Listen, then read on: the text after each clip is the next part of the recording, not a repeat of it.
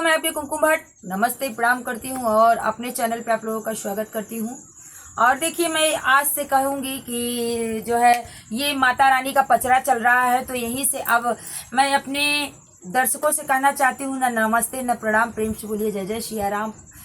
हर हर महादेव, माता रानी की जय हो और राधे राधे, जय श्री कृष्णा। तो अब नमस्ते प्रणाम छोड़ूंगी और जय जय सिया राम को लाऊंगी, क्योंकि सत्य सनातन की जय हो। और कैसा लगता है आप लोग कमेंट में ज़रूर बताइएगा। तो चलिए, नवरात्रि आने वाला है और सबसे पहले मैं माता रानी के आगमन के लिए और उनका जो है गीतों के माध्यम से आगमन करवा रही हूँ। कैसा लगता है कमेंट में आप लोग जरूर बताइएगा। सातो रे बहिनिया के मोहनी मूर्तिया हो, चुनरिया ओढ़ लेना, चुनरिया ओढ़ लेना, मैया बैठे बीच मंदिलवा हो, चुनरिया ओढ़ लेना, मैया बैठे बीच मंदिलवा हो, चुनरिया ओढ़ लेना। सतोरे बहिनिया के मोहनी मूर्तिया हो, चुनरिया ओढ़ लेना, हो चुनरिया ओढ़ लेना, मैया बैठ बिच मंदिरवा हो, चुनरिया ओढ़ लेना, मैया बैठ बिच मंदिरवा हो, चुनरिया ओढ़ लेना। सब कात दियो मैया माला अटरिया हो, कि अपना बसलूना, हे कि अपना बसलूना, मैया ऊंचे रे पहाड़वा हो, कि अपना बसलूना, मैया ऊंचे रे पहाड़वा हो, कि अपना बसलूना। सब कात दियो मैया माला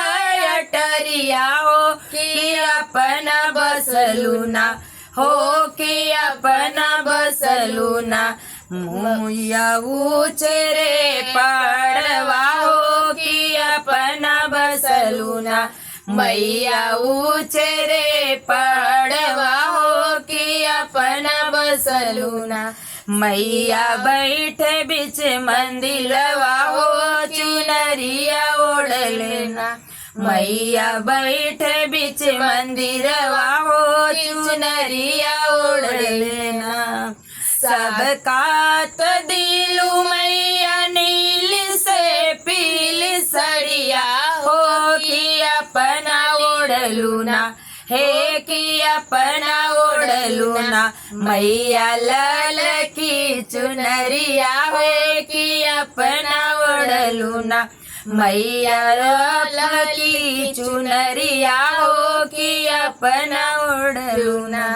सब कहत दियो मैया नीली से पीली सड़िया हो, कि अपना ओढ़ लूना, हे कि अपना ओढ़ लूना, मैया लाल रे चुनरिया हो, कि अपना ओढ़ लूना, मैया लाल रे चुनरिया है, कि अपना ओढ़ लूना। सातो रे बहिनिया के मोहनी मूर्तिया हो, चुनरिया ओढ़ लेना, हे चुनरिया ओढ़ लेना, मैया बैठ बीच मंदिरवा हो, चुनरिया ओढ़ लेना, मैया बैठ बीच मंदिलवा हो, चुनरिया ओढ़ लेना, मैया बैठ बीच मंदिलवा हो, चुनरिया ओढ़ लेना। सब कात दियो मैया सोनवा से चदिया हो, कि अपना पहिनूना, हे कि अपना पहिनूना, मैया अड़उल के हरवा हो, कि अपना पहिनूना, मैया अड़उल के हरवा हो, कि अपना पहिनूना। सब कात दियो मैया सोनवा से चदिया हो, कि अपना पहिनूना, हे कि अपना पहिनूना, मैया अड़उल के हरवा हो, कि अपना पहिनू ना मैया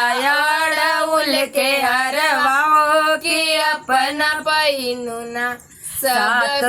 रे बहिनिया के मोहनी मूर्तिया हो चुनरिया ओढ़ लेना हे चुनरिया ओढ़ लेना मैया बैठे बीच मंदिलवा हो चुनरिया ओढ़ लेना मैया बैठे बीच मंदिलवा हो चुनरिया ओढ़ लेना सब कात दियु मैया हथिया से गोड़वा हो कि अपना घूमना हे कि अपना घूमना मैया से रवा सवरिया हो कि अपना घूमना मैया से रवा सवरिया हो कि अपना घूमना सब कात दियलु मैया हथिया से गोड़वा हो कि अपना घूमना हे कि अपना घूमना मैया से रवा सवरिया हो कि अपना घूमना मैया से रवा सवरिया हो कि अपना घूमना सब कात दियलु मैया बरहो व्यंजनवा हो कि अपना खायु ना हे कि अपना खायु ना मैया पूड़िया हेलुआ हो कि अपना खायु ना मैया पूड़िया हेलुआ हो कि अपना खालू ना सब कात दियलु मैया बारहो व्यंजनवा हो कि अपना खैलू ना हे कि अपना खैलू ना मैया पूड़िया हेलुआ हो कि अपना खैलू ना मैया पूड़िया हेलुआ हो कि अपना खैलू ना मैया पूड़िया हेलुआ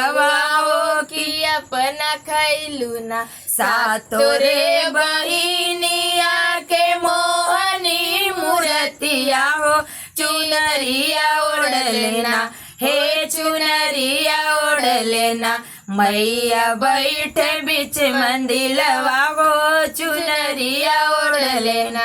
मैया बैठे बीच मंदिलवा हो चुनरिया ओढ़ लेना देवी बैठे बीच मंदिलवा हो चुनरिया ओढ़ लेना देवी बैठे बीच मंदिलवा हो चुनरिया ओढ़ लेना।